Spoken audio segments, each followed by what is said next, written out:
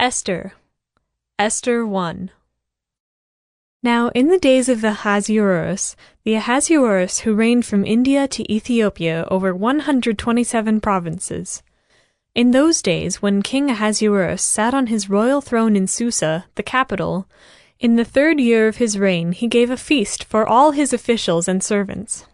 The army of Persia and Media and the nobles and governors of the provinces were before him, while he showed the riches of his royal glory and the splendor and pomp of his greatness for many days, 180 days. And when these days were completed, the king gave for all the people present in Susa, the citadel, both great and small, a feast lasting for 7 days in the court of the garden of the king's palace. There were white cotton curtains and violet hangings fastened with cords of fine linen and purple to silver rods in marble pillars, and also couches of gold and silver on a mosaic pavement of porphyry, marble, mother-of-pearl, and precious stones. Drinks were served in golden vessels of different kinds, and the royal wine was lavished according to the bounty of the king. And drinking was according to this edict. There is no compulsion, for the king had given orders to all the staff of his palace to do as each man desired. Queen Vashti also gave a feast for the women in the palace that belonged to King Ahasuerus. On the 7th day, when the heart of the king was merry with wine, he commanded Mehuman, Biztha, Harbona, Bigtha, and Abagtha, Zethar, and Carcas, the 7 eunuchs who served in the presence of King Ahasuerus, to bring Queen Vashti before the king with her royal crown, in order to show the peoples and the princes her beauty, for she was lovely to look at. But Queen Vashti refused to come at the king's command delivered by the eunuchs. At this, the king became enraged, and his anger burned within him. Then the king said to the wise men who knew the times, for this was the king's procedure toward all who were versed in law and judgment, the men next to him being Karshena, Shethar, Admatha, Tarshish, Meres, Marsena, and Memucan, the 7 princes of Persia and Media who saw the king's face and sat first in the kingdom. According to the law, what is to be done to Queen Vashti? Because she has not performed the command of King Ahasuerus, delivered by the eunuchs. Then Memucan said in the presence of the king and the officials, Not only against the king has Queen Vashti done wrong, but also against all the officials and all the peoples who are in all the provinces of King Ahasuerus. For the queen's behavior will be made known to all women, causing them to look at their husbands with contempt, since they will say, King Ahasuerus commanded Queen Vashti to be brought before him, and she did not come. This very day the noble women of Persia and Media, who have heard of the queen's behavior, will say the same to all the king's officials, and there will be contempt and wrath in plenty. If it please the king, let a royal order go out from him, and let it be written among the laws of the Persians and the Medes, so that it may not be repealed, that Vashti is never again to come before King Ahasuerus. And let the king give her royal position to another who is better than she. So when the decree made by the king is proclaimed throughout all his kingdom, for it is vast, all women will give honor to their husbands, high and low alike. This advice pleased the king and the princes, and the king did as Memucan proposed. He sent letters to all the royal provinces, to every province in its own script, and to every people in its own language, that every man be master in his own household, and speak according to the language of his people. Esther 2. After these things, when the anger of King Ahasuerus had abated, he remembered Vashti and what she had done and what had been decreed against her. Then the king's young men who attended him said, Let beautiful young virgins be sought out for the king, and let the king appoint officers in all the provinces of his kingdom to gather all the beautiful young virgins to the harem in Susa, the capital, under custody of Hegai, the king's eunuch, who is in charge of the women. Let their cosmetics be given them, and let the young woman who pleases the king be queen instead of Vashti." This pleased the king, and he did so. Now there was a Jew in Susa the citadel, whose name was Mordecai, the son of Jair, son of Shimei, son of Kish, a Benjaminite, who had been carried away from Jerusalem among the captives carried away with Jeconiah king of Judah, whom Nebuchadnezzar king of Babylon had carried away. He was bringing up Hadassah, that is Esther, the daughter of his uncle, for she had neither father nor mother. The young woman had a beautiful figure and was lovely to look at, and when her father and her mother died, Mordecai took her as his own daughter. So when the king's order and his edict were proclaimed, and when many young women were gathered in Susa the citadel in custody of Hegai, Esther also was taken into the king's palace and put in custody of Hegai, who had charge of the women. And the young woman pleased him and won his favor, and he quickly provided her with her cosmetics and her portion of food, and with 7 chosen young women from the king's palace, and advanced her and her young women to the best place in the harem. Esther had not made known her people or kindred, for Mordecai had commanded her not to make it known. And every day Mordecai walked in front of the court of the harem to learn how Esther was and what was happening to her. Now when the turn came for each young woman to go into King Ahasuerus, after being 12 months under the regulations for the women, since this was the regular period of their beautifying, 6 months with oil of myrrh and 6 months with spices and ointments for women. When the young woman went in to the king in this way, she was given whatever she desired to take with her from the harem to the king's palace. In the evening she would go in, and in the morning she would return to the second harem in custody of Sheashgaz, the king's eunuch, who was in charge of the concubines. She would not go in to the king again unless the king delighted in her, and she was summoned by name. When the turn came for Esther, the daughter of Abihail, the uncle of Mordecai, who had taken her as his own daughter, to go into the king, she asked for nothing except what Hegai, the king's eunuch, who had charge of the women, advised. Now Esther was winning favor in the eyes of all who saw her, and when Esther was taken to King Ahasuerus into his royal palace, in the 10th month, which is the month of Tebeth, in the 7th year of his reign, the king loved Esther more than all the women, and she won grace and favor in his sight more than all the virgins, so that he set the royal crown on her head, and made her queen instead of Vashti. Then the king gave a great feast for all his officials and servants. It was Esther's feast. He also granted a remission of taxes to the provinces, and gave gifts with royal generosity. Now when the virgins were gathered together the second time, Mordecai was sitting at the king's gate. Esther had not made known her kindred or her people, as Mordecai had commanded her, for Esther obeyed Mordecai just as when she was brought up by him. In those days, as Mordecai was sitting at the king's gate, Bigthan and Teresh, 2 of the king's eunuchs who guarded the threshold, became angry, and sought to lay hands on King Ahasuerus. And this came to the knowledge of Mordecai, and he told it to Queen Esther, and Esther told the king in the name of Mordecai. When the affair was investigated and found to be so, the men were both hanged on the gallows, and it was recorded in the book of the Chronicles in the presence of the king. Esther 3. After these things, King Ahasuerus promoted Haman the Agagite, the son of Hammedatha, and advanced him, and set his throne above all the officials who were with him. And all the king's servants who were at the king's gate bowed down and paid homage to Haman, for the king had so commanded concerning him. But Mordecai did not bow down or pay homage. Then the king's servants who were at the king's gate said to Mordecai, "Why do you transgress the king's command?"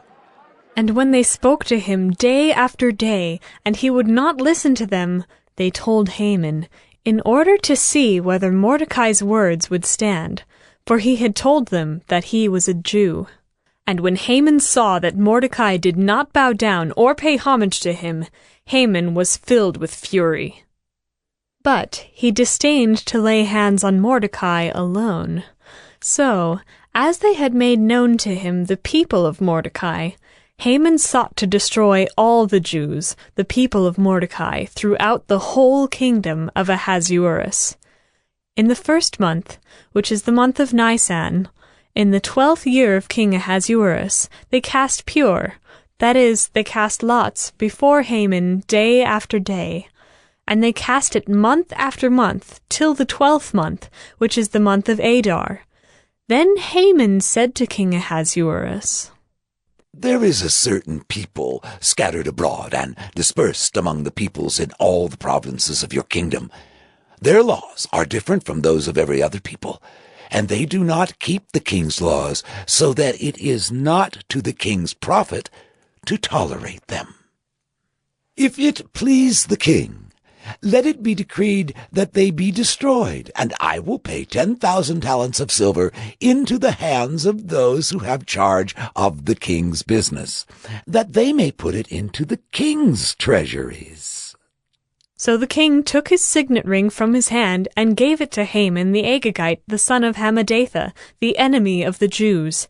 And the king said to Haman, The money is given to you, the people also, to do with them as it seems good to you. Then the king's scribes were summoned on the 13th day of the 1st month, and an edict, according to all that Haman commanded, was written to the king's satraps and to the governors over all the provinces and to the officials of all the peoples, to every province in its own script and every people in its own language. It was written in the name of King Ahasuerus and sealed with the king's signet ring. Letters were sent by couriers to all the king's provinces with instruction to destroy, to kill, and to annihilate all Jews, young and old, women and children, in one day, the 13th day of the 12th month, which is the month of Adar, and to plunder their goods. A copy of the document was to be issued as a decree in every province by proclamation to all the peoples to be ready for that day. The couriers went out hurriedly by order of the king, and the decree was issued in Susa the citadel. And the king and Haman sat down to drink, but the city of Susa was thrown into confusion. Esther 4. When Mordecai learned all that had been done, Mordecai tore his clothes and put on sackcloth and ashes, and went out into the midst of the city, and he cried out with a loud and bitter cry. He went up to the entrance of the king's gate, for no one was allowed to enter the king's gate clothed in sackcloth. And in every province, wherever the king's command and his decree reached, there was great mourning among the Jews, with fasting and weeping and lamenting, and many of them lay in sackcloth and ashes. When Esther's young women and her eunuchs came and told her, the queen was deeply distressed. She sent garments to clothe Mordecai so that he might take off his sackcloth, but he would not accept them. Then Esther called for Hathach, one of the king's eunuchs, who had been appointed to attend her, and ordered him to go to Mordecai to learn what this was and why it was. Hathach went out to Mordecai in the open square of the city in front of the king's gate, and Mordecai told him all that had happened to him, and the exact sum of money that Haman had promised to pay into the king's treasuries for the destruction of the Jews. Mordecai also gave him a copy of the written decree issued in Susa for their destruction, that he might show it to Esther and explain it to her and command her to go to the king to beg his favor and plead with him on behalf of her people. And Hathach went and told Esther what Mordecai had said. Then Esther spoke to Hathach and commanded him to go to Mordecai and say, All the king's servants and the people of the king's provinces know that if any man or woman goes to the king inside the inner court without being called, there is but one law, to be put to death except the one to whom the king holds out the golden scepter so that he may live. But as for me, I have not been called to come into the king these 30 days. And they told Mordecai what Esther had said. Then Mordecai told them to reply to Esther. Do not think to yourself that in the king's palace you will escape any more than all the other Jews. For if you keep silent at this time, relief and deliverance will rise for the Jews from another place, but you and your father's house will perish. And who knows whether you have not come to the kingdom for such a time as this? Then Esther told them to reply to Mordecai. Go, gather all the Jews to be found in Susa, and hold a fast on my behalf. And do not eat or drink for 3 days, night or day. I and my young women will also fast as you do. Then I will go to the king, though it is against the law, and if I perish, I perish. Mordecai then went away and did everything as Esther had ordered him. Esther 5. On the 3rd day, Esther put on her royal robes and stood in the inner court of the king's palace in front of the king's quarters, while the king was sitting on his royal throne inside the throne room opposite the entrance to the palace. And when the king saw Queen Esther standing in the court, she won favor in his sight, and he held out to Esther the golden scepter that was in his hand. Then Esther approached and touched the tip of the scepter, and the king said to her, What is it, Queen Esther? What is your request? It shall be given you, even to the half of my kingdom. And Esther said, If it please the king, let the king and Haman come today to a feast that I have prepared for the king. Then the king said, Bring Haman quickly, so that we may do as Esther has asked. So the king and Haman came to the feast that Esther had prepared. And as they were drinking wine after the feast, the king said to Esther, What is your wish? It shall be granted you. And what is your request? Even to the half of my kingdom it shall be fulfilled. Then Esther answered, My wish and my request is, if I have found favor in the sight of the king, and if it please the king to grant my wish and fulfill my request, let the king and Haman come to the feast that I will prepare for them, and tomorrow I will do as the king has said. And Haman went out that day joyful and glad of heart. But when Haman saw Mordecai in the king's gate, that he neither rose nor trembled before him, he was filled with wrath against Mordecai. Nevertheless, Haman restrained himself and went home, and he sent and brought his friends and his wife Zeresh. And Haman recounted to them the splendor of his riches, the number of his sons, all the promotions with which the king had honored him, and how he had advanced him above the officials and the servants of the king. Then Haman said, Even Queen Esther, let no one but me come with the king to the feast she prepared. And tomorrow also I am invited by her together with the king. Yet all this is worth nothing to me, so long as I see Mordecai the Jew sitting at the king's gate.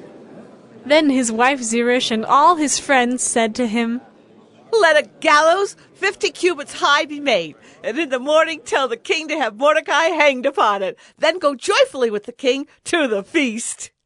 This idea pleased Haman, and he had the gallows made. Esther 6. On that night the king could not sleep, and he gave orders to bring the book of memorable deeds, the Chronicles, and they were read before the king. And it was found written how Mordecai had told about Bigthana and Teresh, 2 of the king's eunuchs who guarded the threshold, and who had sought to lay hands on King Ahasuerus. And the king said, What honor or distinction has been bestowed on Mordecai for this? The king's young men who attended him said, Nothing has been done for him. And the king said, Who is in the court? Now Haman had just entered the outer court of the king's palace to speak to the king about having Mordecai hanged on the gallows that he had prepared for him. And the king's young men told him, Haman is there, standing in the court. And the king said, Let him come in. So Haman came in, and the king said to him, What should be done to the man whom the king delights to honor? And Haman said to himself, Whom would the king delight to honor more than me? And Haman said to the king, For the man whom the king delights to honor, let royal robes be brought, which the king has worn, and the horse that the king has ridden, and on whose head a royal crown is set. And let the robes and the horse be handed over to one of the king's most noble officials. Let them dress the man whom the king delights to honor, and let them lead him on the horse through the square of the city, proclaiming before him, Thus shall it be done to the man whom the king delights to honor. Then the king said to Haman, Hurry, take the robes and the horse, as you have said, and do so to Mordecai the Jew, who sits at the king's gate. Leave out nothing that you have mentioned. So Haman took the robes and the horse, and he dressed Mordecai and led him through the square of the city, proclaiming before him, Thus shall it be done to the man whom the king delights to honor. Then Mordecai returned to the king's gate. But Haman hurried to his house, mourning and with his head covered. And Haman told his wife Zeresh and all his friends everything that had happened to him. Then his wise men and his wife Zeresh said to him, If Mordecai, before whom you have begun to fall, is of the Jewish people, you will not overcome him, but will surely fall before him. While they were yet talking with him, the king's eunuchs arrived and hurried to bring Haman to the feast that Esther had prepared. Esther 7. So the king and Haman went in to feast with Queen Esther. And on the second day, as they were drinking wine after the feast, the king again said to Esther, What is your wish, Queen Esther? It shall be granted you. And what is your request? Even to the half of my kingdom it shall be fulfilled. Then Queen Esther answered, If I have found favor in your sight, O king, and if it please the king, let my life be granted me, for my wish and my people for my request. For we have been sold, I and my people, to be destroyed, to be killed, and to be annihilated.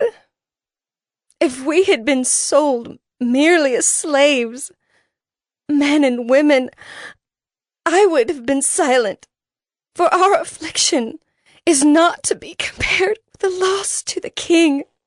Then King Ahasuerus said to Queen Esther, Who is he and where is he who has dared to do this? And Esther said, A foe and enemy, this wicked Haman. Then Haman was terrified before the king and the queen. And the king arose in his wrath from the wine drinking and went into the palace garden. But Haman stayed to beg for his life from Queen Esther, for he saw that harm was determined against him by the king. And the king returned from the palace garden to the place where they were drinking wine, as Haman was falling on the couch where Esther was. And the king said, Will he even assault the queen in my presence, in my own house? As the word left the mouth of the king, they covered Haman's face.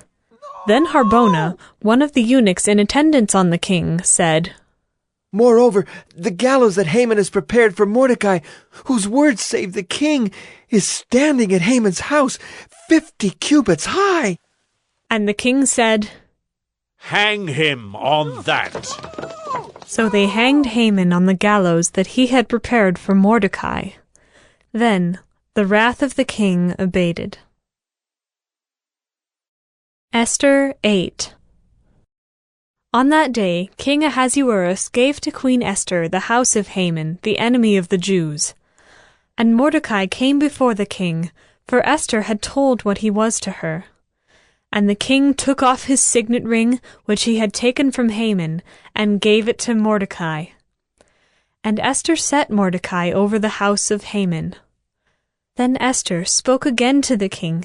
She fell at his feet and wept, and pleaded with him to avert the evil plan of Haman the Agagite, and the plot that he had devised against the Jews. When the king held out the golden scepter to Esther, Esther rose and stood before the king, and she said, "If it please the king, and if I have found favor in his sight, and if the thing seems right before the king, and I am pleasing in his eyes, let an order be written to revoke the letters devised by Haman the Agagite, the son of Hammedatha, which he wrote to destroy the Jews, who are in all the provinces of the king. For how can I bear to see the calamity that is coming to my people? Or how can I bear to see the destruction of my kindred?" Then King Ahasuerus said to Queen Esther and to Mordecai the Jew, Behold, I have given Esther the house of Haman, and they have hanged him on the gallows, because he intended to lay hands on the Jews. But you may write as you please with regard to the Jews in the name of the king, and seal it with the king's ring. For an edict written in the name of the king and sealed with the king's ring cannot be revoked. The king's scribes were summoned at that time, in the 3rd month, which is the month of Sivan, on the 23rd day. And an edict was written, according to all that Mordecai commanded concerning the Jews, to the satraps and the governors and the officials of the provinces, from India to Ethiopia, 127 provinces, to each province in its own script, and to each people in its own language, and also to the Jews in their script and their language. And he wrote in the name of King Ahasuerus, and sealed it with the king's signet ring. Then he sent the letters by mounted couriers riding on swift horses that were used in the king's service, bred from the royal stud, saying that the king allowed the Jews who were in every city to gather and defend their lives, to destroy, to kill, and to annihilate any armed force of any people or province that might attack them, children and women included, and to plunder their goods, on one day throughout all the provinces of King Ahasuerus, on the 13th day of the 12th month, which is the month of Adar. A copy of what was written was to be issued as a decree in every province, being publicly displayed to all peoples, and the Jews were to be ready on that day to take vengeance on their enemies. So the couriers, mounted on their swift horses that were used in the king's service, rode out hurriedly, urged by the king's command, and the decree was issued in Susa, the citadel. Then Mordecai went out from the presence of the king in royal robes of blue and white, with a great golden crown and a robe of fine linen and purple, and the city of Susa shouted and rejoiced. The Jews had light and gladness and joy and honor. And in every province and in every city, wherever the king's command and his edict reached, there was gladness and joy among the Jews, a feast and a holiday. And many from the peoples of the country declared themselves Jews, for fear of the Jews had fallen on them. Esther 9.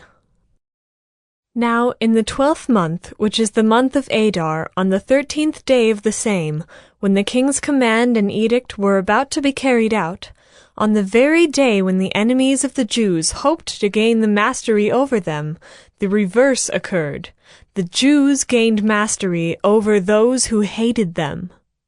The Jews gathered in their cities throughout all the provinces of King Ahasuerus to lay hands on those who sought their harm, and no one could stand against them, for the fear of them had fallen on all peoples. All the officials of the provinces and the satraps and the governors and the royal agents also helped the Jews, for the fear of Mordecai had fallen on them. For Mordecai was great in the king's house, and his fame spread throughout all the provinces, for the man Mordecai grew more and more powerful. The Jews struck all their enemies with the sword, killing and destroying them, and did as they pleased to those who hated them. In Susa the citadel itself the Jews killed and destroyed 500 men, and also killed Parshandatha and Dalphon and Aspatha, and Poratha and Adalia, and Aridatha and Parmashta and Arisai, and Aridai and Vizatha, the 10 sons of Haman the son of Hammedatha, the enemy of the Jews, but they laid no hand on the plunder. That very day the number of those killed in Susa the citadel was reported to the king. And the king said to Queen Esther, In Susa the citadel the Jews have killed and destroyed 500 men, and also the 10 sons of Haman. What then have they done in the rest of the king's provinces? Now what is your wish? It shall be granted to you. And what further is your request? It shall be fulfilled. And Esther said, If it please the king, let the Jews who are in Susa be allowed tomorrow also to do according to this day's edict, and let the 10 sons of Haman be hanged on the gallows. So the king commanded this to be done. A decree was issued in Susa, and the 10 sons of Haman were hanged. The Jews who were in Susa gathered also on the 14th day of the month of Adar, and they killed 300 men in Susa, but they laid no hands on the plunder.